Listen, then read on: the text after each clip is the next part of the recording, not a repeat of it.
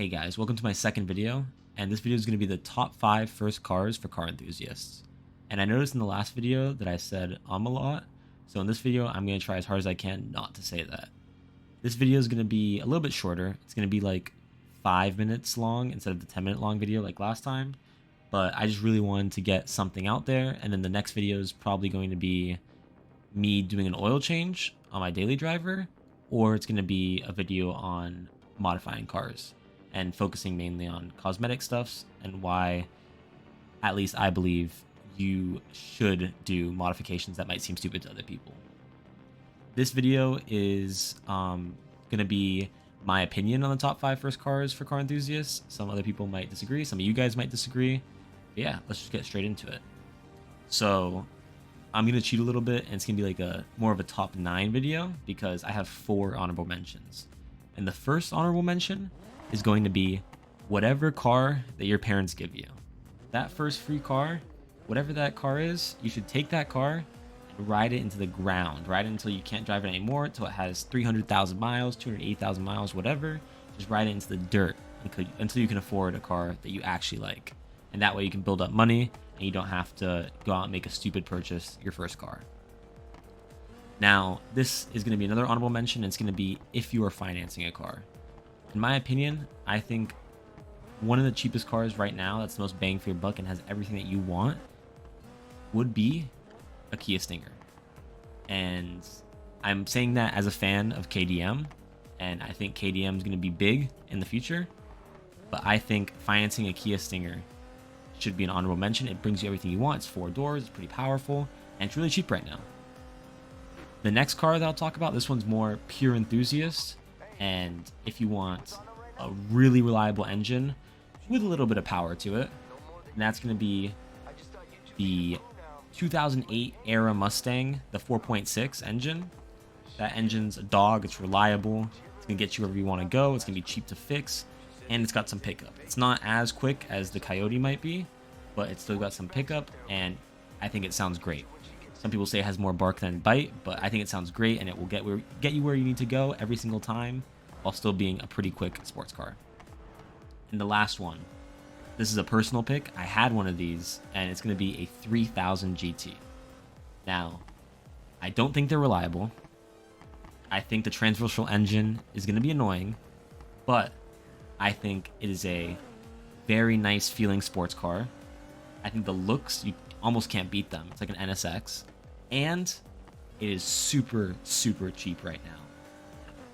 Now, the one downside is going to be nobody's going to work on these, or very little people are going to work on these, and the timing chain on the dual overhead cam is known to, timing belt on the dual overhead cam is known to just go out on you and leave you stranded. So, if I were you, I might look at buying the single overhead cam, but you're going to lose a lot of power with that. And for this car, if you're somebody who maybe wants to make power later, although I wouldn't recommend it with this car, you'd want to get the double overhead cam for that power, because the single overhead cam is just starved for power, but it's way more reliable. And if this is your first car and you're just getting into it, that might be what you want, especially since this is going to be a pain to work on. But yeah, getting into the 5th spot for this video, it's going to be a C4 Corvette. And that is because it is a pure sports car. It's fun, it's good looking. Again, it's as sports car as you can get. It's gonna be cheap on your insurance because it is 30 years or older. It's an antique. And yeah, it's not too hard to work on them, especially the LT engine. So I've heard it's gonna really get you where you need to go. You can even pick up, it's gonna be more expensive to get a manual, and the automatics are pretty, they're pretty starved, and it's gonna be hard. Like, they're gonna go out on you. They might not be as quick as a manual will be, but you can get an automatic for very, very cheap. And in the future, it might be more worth it to get a non-clapped automatic and end up doing that swap way later down the line than getting a clapped manual and just giving up that car sooner rather than later. This is just a very good pure sports car to pick up.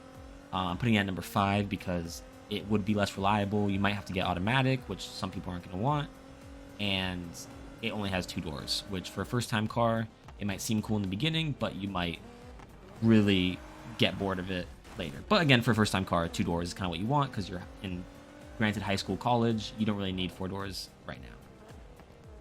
The car at number 4 is going to be the Eclipse.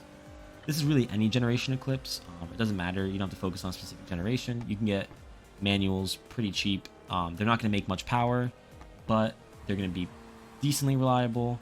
They have a great scene. It's a tuner scene. You can get some crazy Eclipses for cheap. You can get low miles. Again, this is another 2-door though. That's why it's finding itself more at the bottom of my list.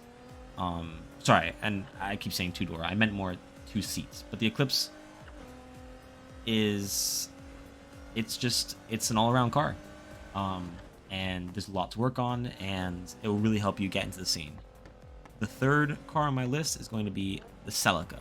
Again, these cars aren't really going in any years. The top 2 will choose specific years. I'd say stay away from the 1980 Celica, not because I don't think it's a great car, but it's just it might give you a little more run for your money. So you're a first-time person working on cars.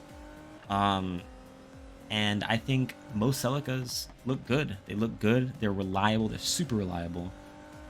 They look good, and you can get a sunroof on them. They're pretty okay in power, but again, as a first-time car, you don't really need all that power. They're good with gas mileage, and they're a pretty good sports car. You can use it, and you can build up, and you can get a second car later down the line that you might like a little more. But this car is just an all-around good car. The second car I'm going to recommend is going to be, this is number 2, is going to be a 1996 3 Series.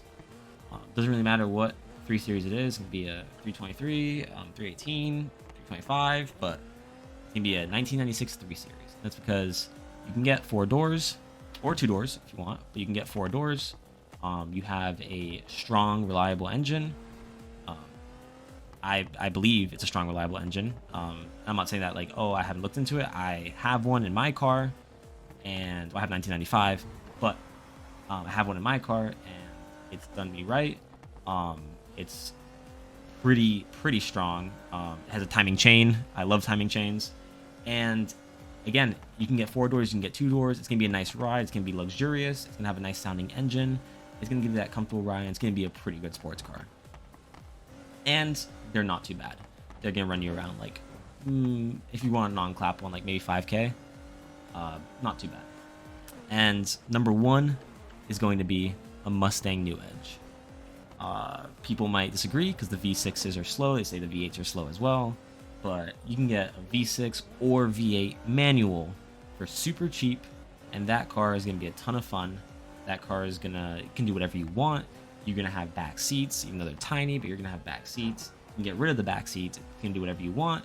If you're American, hell, if you can like Japanese cars, this car looks Japanese. You can get best of both worlds. You can get an American car that looks Japanese. You can mod it out however you want. You can go crazy. You can even get a Terminator. That's not what I'm talking about on the list. I'm talking about more of the V6 and V8s that are cheaper, but you could get up there. And yeah, this car will run you around like $2,000 to $3,000, maybe $4,000, up to $5,000 if you're getting a really nice one. It's gonna be it's gonna be a pleasure to work on, especially if you get a V6 that's gonna have a lot more engine space than the V8 would. But you might be a lot slower with the V6, but it'll sound nice. And again, it'll just get you back to school, to work, to wherever you need to be. The V8 isn't much more expensive. It's going to be a lot faster, and you can get both of them in manual. I see right now on Facebook Marketplace all the time V6s in manual, which surprises me. V6 is manual, V8's manual, or you can even get them automatic if you want to. There's nothing wrong with getting a car automatic either, especially if you don't know how to drive manual and it's your first time car.